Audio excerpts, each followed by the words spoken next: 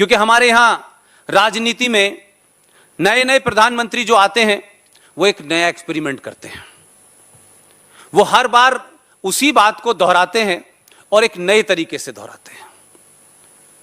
मेरे 12 साल के जीवन में मैंने जितना हंसी का पात्र वहां बना हूं, वो अपने यहां की मूर्खता के कारण बनता हूं, और शायद वो यही समझते हैं आपको भी।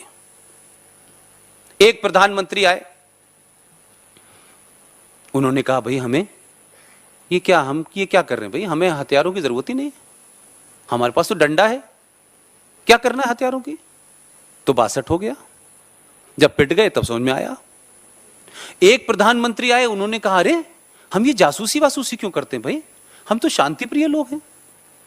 हमारा एक संगठन जिसमें RSN सिंह साहब काम करते थे, उस संगठन के बहादुर लोगों ने आपके पड़ोसी मुल्क में जिस जगह बम, न्यूक्लियर बम के लिए जो फ्यूजन बनाया जाता है, वहां 3 आदमी आपके प्लांट थे, नाई की दुकान बना ली थी उन्होंने। अब इस तक पहुंचने के लिए कितनी मेहनत करनी होगी। उस प्लांट में जो लोग काम करते थे उनको बाहर जाने की इजाजत नहीं थी, सब कुछ वहीं रखा था। यह बात अलग है कि 3 आदमी आपकी वहां नाई की दुकान खोलने में कामयाब हो गए थे। बाल काटने से पता चला कि उन बालों में किस चीज के रेशे हैं। उन रेशों को भेज करके बता दिया कि जो बम धमाकों के लिए फ्यूजन बन रहा है वो यहां बन रहा है, कठुआ में। प्रधानमंत्री को बताया गया, उन्होंने फोन करके कहा भाई आप बम क्यों बना रहे हैं। तीनों मार दिए गए। एक प्रधानमंत्री आए, वो भी पाकिस्तान से माइग्रेट हुए थे। उन्होंने ऑफिशियली जो भारत की खुफिया एजेंसी है उस डीप स्टेट को ऑफिशियली खत्म किया। उनका नाम था आई.के. गुजराल। फिर एक और आए। हमारे यहां कंसिस्टेंसी नहीं है। हम अपने 5000 साल पुराने इतिहास से और 700 साल की गुलामी के दरमियान में क्या हुआ है इसको सीखना ही नहीं चाहते। हर आदमी आता है सत्ता पर बैठते, उसको लगता है कि नहीं, आई एम ए स्टेटमैन, मुझे कुछ नया करना है, दुनिया मेरी वाह वाह करे। इस वाह वाह के चक्कर में यह देश बर्बाद हुआ है। एक प्रधानमंत्री हमारे बस लेके गए, हम बस लेके जा रहे थे, वो पैदल आ गए कारगिल में, और हमने एक जर्नल को जिसका पूरी दुनिया में उजागर हो गया उसको राष्ट्रपति बनवा दिया। खैर बस डिप्लोमेसी हुई, वो भी खत्म हो गई बात। एक ऐसे बने कि आए तो पाकिस्तान से थे, प्रधानमंत्री भारत के बने, लेकिन 10 साल में उधर जा नहीं पाए बेचारे। नहीं, वो भी कोई करिश्मा कर देते। लेकिन मैं ये मूर्खता इसलिए बता रहा हूं कि आप लोगों ने भारत को पढ़ा है, मैंने 12 साल उनको पढ़ा है।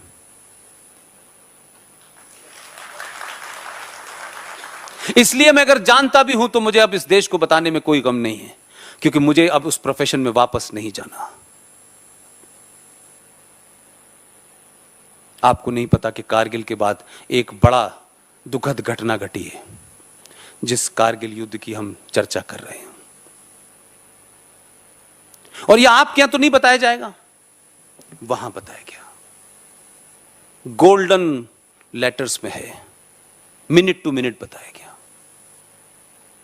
आप सबको याद होगा, ये तो अभी चंद साल पुरानी घटना है कि कारगिल युद्ध में परवेज मुशर्रफ का जो मैसेज था वो आपके महान सपूतों ने टेप कर लिया था।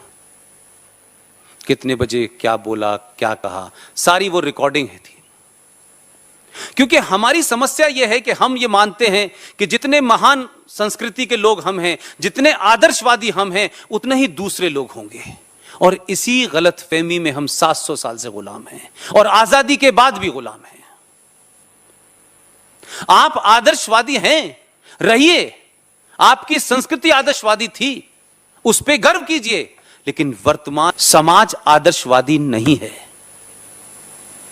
समाज जिस किस्म का है उसी हथियार से लड़ाई लड़ी जाएगी, नहीं आप मार खाते रहेंगे।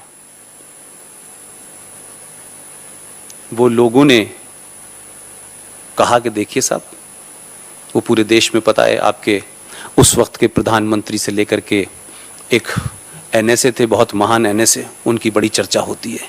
और हमारे यहां एक और बड़ी प्रॉब्लम है सर, जो मैंने पास से देखा है, मैं उसका जिक्र कर रहा हूं, बाकी आप लोग मुझसे बड़े हैं, कह सकते हैं कि किसी भी आदमी में, निजी तौर पे छोड़ दीजिए, अगर उसको राष्ट्र के नाम पे भी कुछ पता चल जाता है, तब भी वो अपने संबंधों के खराब होने और उस बात को कहने से या तो कतरा जाता है या खामोश हो जाता है। और हम सब वही गुणगान करने लगते हैं। जब वो चला जाता है तब हम उसके बारे में कहते हैं। ये मैं समझता हूं सबसे बड़ी कायरता। वो जिंदा हो तो उसके मुंह पे कहो, ताकि उसे मरने में तकलीफ हो।